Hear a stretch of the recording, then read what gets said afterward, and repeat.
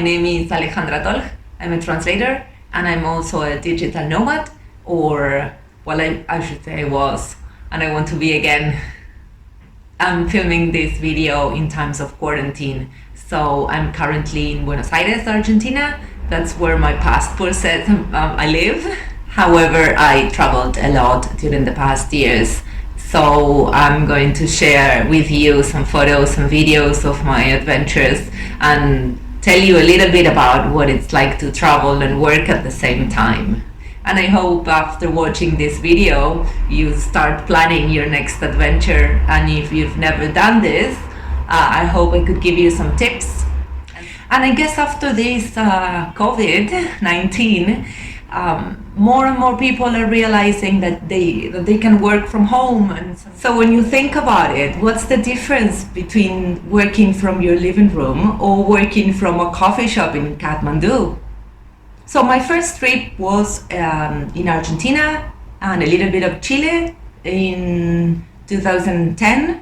And with my first trip comes my first advice. If you've never done this before, traveling around your own country, it's a very good way to start. First of all, the language. Of course, if you speak English, you can travel everywhere in the world. But if you travel in your own country, you not only speak the language, but you also know the culture. So having the chance not to think about that or not to worry about that is a great relief. You know how to deal with many things, you know how to deal with people. Another advantage of traveling locally is money. I mean, you don't have to think about currency. Problems with your credit card could be solved really easily. You don't have to think about ATM fees, conversion fees, exchange rates. So I think that's a very good way to start. To get a little bit of confidence, to have like a test run of how is it like. And so after that trip, I got a little bit bolder and I went to Europe for my first time. That trip lasted about 2 months and I visited so many cities.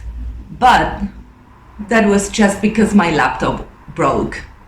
And at the time, I didn't have the budget to buy a new one or even get that one repaired, and I was not confident, so I just panicked and sent an email to all my clients saying that I wasn't going to be able to work, and then I just traveled. But that taught me a very good lesson. Always plan for your traveling budget some money that is only for repairing or replacing your equipment. Another lesson I learned at that time is that traveling and working at the same time means traveling slow. You cannot visit 20 cities in 1 week if you have to work. So you have different ways of organizing your work. You can have, for example, a 3 or 4 days working week. So you devote 3 or 4 days to work all the time. And then the rest of the week you travel. And another way you can organize your time is to devote a couple of hours every day to work. And that's perfect, for example, if you're traveling in the summer and during the very, very hot hours, you just go to a coffee shop with air conditioning and work, and then you sightsee very early in the morning when it's not that hot. And then after that in the evening. Rainy days are great for digital nomads because you can work, but at the same time you don't feel guilty that you're not visiting the city. And also when you travel and you work at the same time, you learn how to make the most out of any circumstance. So for example, rainy days, that's one of the things that I mentioned, but also trains, sometimes you have long train, and that is wonderful because you can travel, you are working on your laptop, and then you look at the window and you can see the landscape and you can see, I don't know, you have wonderful views. So what about connectivity? It's very important nowadays to be connected, not only because sometimes you have to work on online platforms like myself, or just to answer emails to your clients and to be available. But today that's very easy. You just go to a new country and you buy a SIM card, like with data for your phone, and then you just hotspot that with your laptop and you can work everywhere. So it's very easy. You just buy a SIM card, and then after traveling for a while, you have a collection of them, like myself. I mean, it's something that you can, it's not that expensive. It's good, it's money well spent. And something very important to talk about is co-working spaces. During my first trips, I didn't try them, but this time that I was traveling through Asia, I did that twice, at the beginning and at the end of my trip. So what are the pros and cons of working at a co-working space?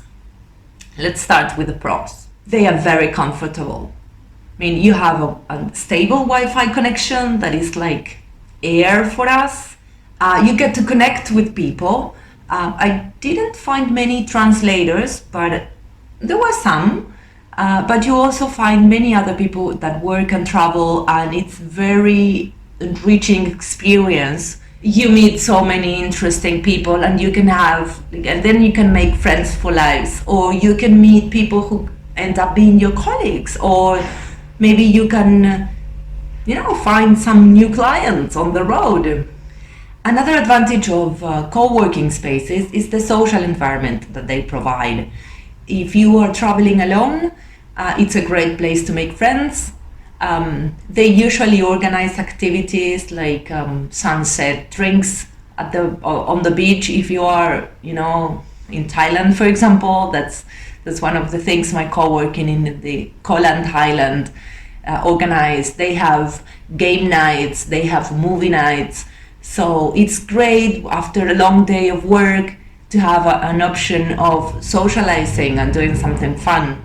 Another good thing about co-workings is that they help you with stuff. You can rent equipment. For example, I rented a big screen because I was getting tired of my small laptop screen, so I rented a monitor. Another good thing about co-workings is that they usually have lockers. So maybe you want to take a break in the middle of the day and take a walk. For example, I was working when I was in Bali, the co-working was a 5-minute walk from the beach. So I just packed everything, put everything in the locker, and then went for a quick lunch and back. That was great. Everything sounds wonderful, but there are also some things that I don't like about co-workings. And one of the main things is that you don't get to enjoy the local feel of the place there. You get to meet people from everywhere, but the co-working place is tailor-made to make you feel comfortable. But that's not what we like. We like to go out the comfort zone. So that's... And of course, if you are a little bit like me and you get distracted by everything, having people around you, you end up taking more smoke breaks than you should, or coffee breaks, or the networking takes 3 hours and then it's the end of the day and you don't have your job done. Anyway, this could be easily fixed. Many co-working spaces have special rooms, like quiet rooms, where you're not allowed to talk. So that's why I prefer working in coffee shops. It takes a little bit of scouting. Maybe you take one day as soon as you arrive to a new city to find the perfect place. But that's another excuse to take a walk around the place. I always take this first day walk to have like kind of a recon when I get to a place, to a new place, so I know where the supermarket is, where the main square is, where the coffee shops are. But it's part of the fun.